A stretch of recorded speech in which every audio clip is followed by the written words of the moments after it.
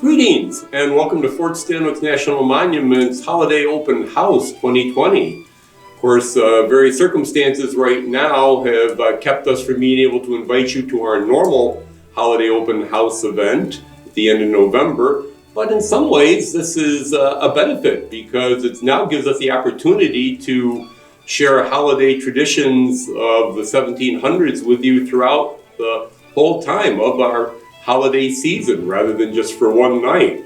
So as we get underway here, we're going to be sharing with you various posts about holiday traditions from the different cultures that were here at the fort and in the Mohawk Valley.